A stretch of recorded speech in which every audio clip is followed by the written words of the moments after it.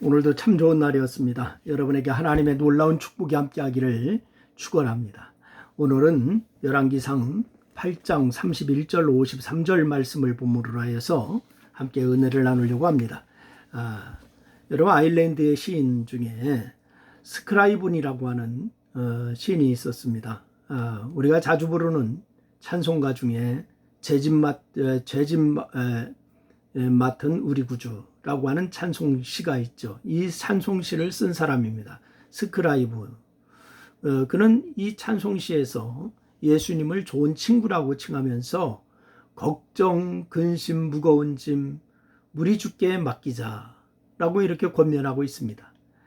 그러면서 복을 받지 못하는 이유가 주께 구하지 않기 때문이면서 사람들이 어찌하여 아랠 줄을 모를까라고 하면서 안타까워하죠. 여러분은 어떻습니까? 하나님께서는 어떤 문제든지 해결하실 수 있는 전능하신 분이심을 믿으십니까? 그래서 그 믿음으로 늘 무거운 짐을 주께 맡기며 간구하는 삶을 여러분 사시고 있습니까? 앞 시간에 제가 말씀드렸는데 솔로몬의 1000번제를 말씀드리면서 생각보다 많은 사람들이 하나님께 간구하지 않는데 그 주된 이유가 뭐냐? 하나님께 대한 믿음이 없기 때문이다 라고 말씀을 드렸습니다. 여러분은 그 누구보다도 큰 믿음을 가지고 쉬지 않고 기도하시기를 바랍니다. 그런 점에서 솔로몬의 기도의 좋은 모델이 되는데 오늘 이 본문에서 현재 겪는 어려움만이 아니라 미래에 일어날 수 있는 일, 이 어려움에 대한 미리 기도하는 특이한 기도문을 오늘 본문에서 우리가 발견할 수가 있습니다. 그래서 오늘은 미래를 대비하는 믿음의 기도가 무엇이냐, 어떤 의미인지 제가 말씀을 드리려고 합니다.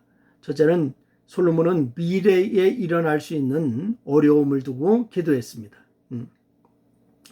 다윗을 이어서 이스라엘의 왕이 된 솔로몬은 다윗이 그토록 소원했던 성전을 건축하고 언약궤를 성전의 내소인 지성소로 메어 드렸습니다.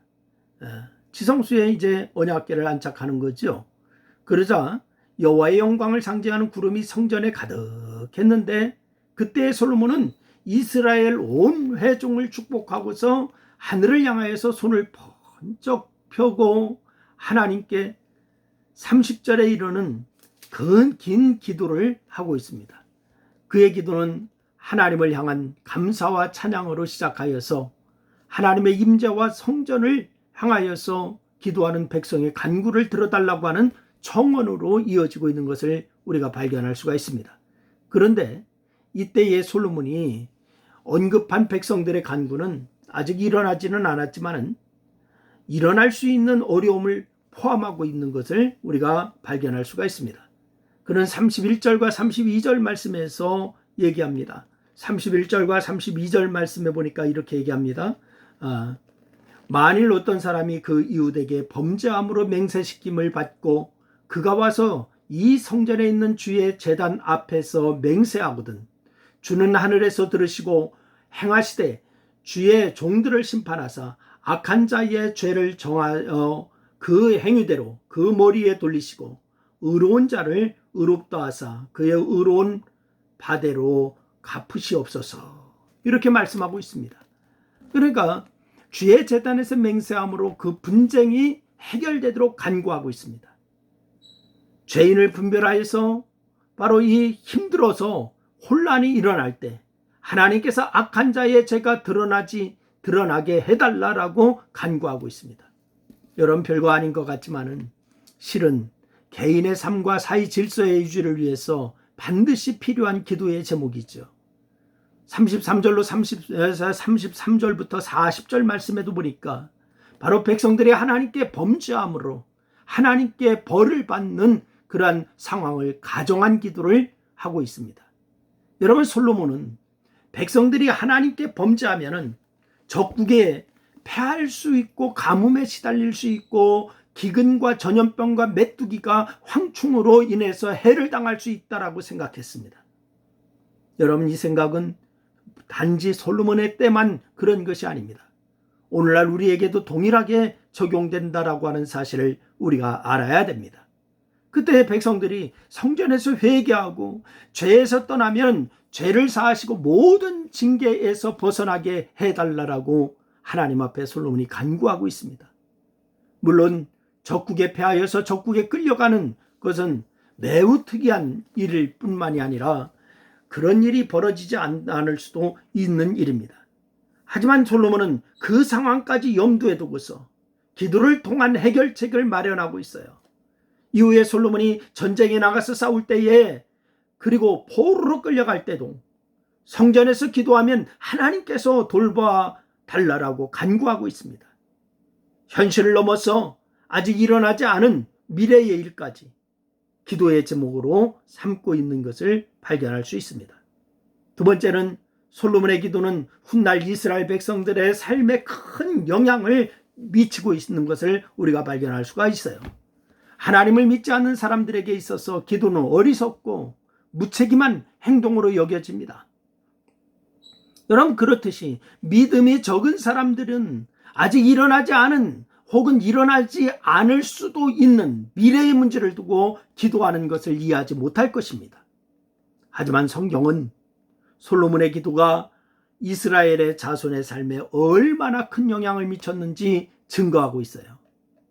여러분, 예컨대 여호사밧은 모압과 암몬 자손들이 마온 사람들과 연합하여서 공격해오자 이 여호와의 전 셋들에서 솔로몬의 기도로 하나님께 간구하고 있죠. 뭐라고요? 이 성전 앞과 주의 앞에 서서 이 환난 가운데서 주께 부르짖은적 들으시고 구원하시리라 라고 이렇게 간구하였습니다. 적으로부터 주의 백성들을 구원해달라고 간구한 거예요.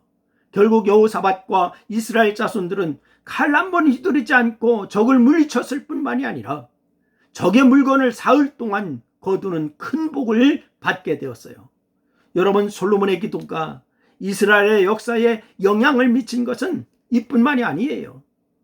이스라엘의 자손이 바벨론의 포로로 끌려갔을 때에 다니엘은 솔로몬이 기도한 것처럼 예루살렘을 향하여서 창을 열어놓고 매일 3번씩 기도하였어요. 결국 이스라엘 자손들은 하나님의 은혜 가운데 본국으로 돌아가는 놀라운 일을 경험하게 되었습니다. 이처럼 솔로몬의 기도는 헛된 일도 아니요 어리석은 일도 아니었어요. 오히려 그의 기도는 미래를 여는 힘있고 지혜로운 처사였습니다. 여러분, 하나님을 믿습니까? 솔로몬처럼 믿음으로 미래를 대비하는 기도를 하는 성도가 될 수 있기를 주의 이름으로 축원합니다. 미래를 위해서 기도할 때 우리가 알아서 다 기도하는 거 아니에요. 그러나 성령께서 우리를 위하여 친히 간구하시고 있다고 하는 사실을 믿으셔서 여러분, 기도하면은 성령님이 물론 도와주실 거예요. 여러분, 기도에 힘써 하나님의 영광을 드러내는 여러분 모두가 되기를 주의 이름으로 축원합니다. 기도하겠습니다. 하나님 아버지, 은혜와 사랑을 고맙고 감사합니다. 오늘 우리에게 말씀 주심을 감사합니다. 기도하는 성도들 되게 도와주시옵시고 온전히 말씀을 의지하는 성도들 되게 도와 주옵소서. 예수님의 이름으로 기도했습니다. 아멘.